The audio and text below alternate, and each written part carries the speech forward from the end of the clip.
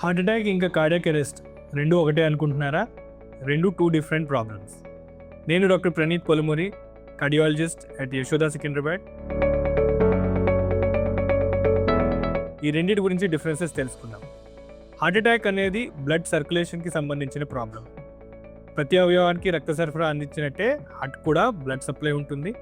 హార్ట్కి అందించే blood వెజల్స్ని coronary arteries అంటాం. ఈ ఆర్టరీస్లో బ్లడ్ సప్లై సడన్గా ఆగిపోతే అది హార్ట్ అటాక్ అంటాం.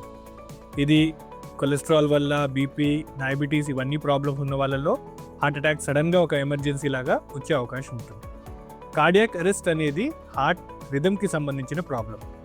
హార్ట్ అనేది నిమిషానికి 60 నుంచి 100 సార్లు బీట్ అవ్వాల్సిన అవసరం ఉంది. అండ్ ఈ బీటింగ్ అనేది హార్ట్కి సంబంధించిన కరెంట్ సిస్టమ్ అనేది దీన్ని చెక్ చేస్తూ ఉంటుంది. ఈ కరెంట్ ప్రాబ్లం ఉన్నప్పుడు హార్ట్ సడన్గా ఆగిపోతుంది. అండ్ ఈ హార్ట్ సడన్గా ఆగిపోవడాన్ని మనం కార్డియాక్ అరెస్ట్ అంటాం. కార్డియాక్ అరెస్ట్ వచ్చినప్పుడు హార్ట్ పనిచేయట్లేదు కాబట్టి బ్లడ్ ప్రెషర్ డ్రాప్ అవుతుంది అండ్ పేషెంట్ అన్కాన్షియస్ అయ్యి అలాగే ప్రాణం కోల్పోయే అవకాశం ఉంటుంది. కార్డియాక్ అరెస్ట్ అనేది ఒక మెడికల్ ఎమర్జెన్సీ. దీన్ని ఇమీడియట్గా సిపిఆర్ చేయడం లేదా షాక్ ట్రీట్మెంట్ ఇవ్వడం ద్వారా ఆ మనిషి ప్రాణాన్ని మనం మళ్ళీ తిరిగి పొందే అవకాశం ఉంటుంది.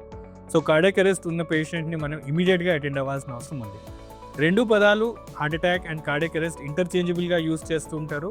బట్ ఈ రెండు ప్రాబ్లమ్స్ని మనం డిఫరెన్షియేట్ చేయాల్సిన అవసరం ఉంది.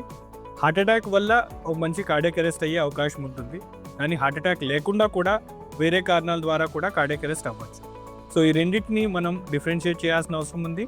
అండ్ వీటిని తెలుసుకోవడం ద్వారా కూడా ట్రీట్మెంట్ మనం కరెక్ట్గా అందించే అవకాశం ఉంటుంది. Thank you.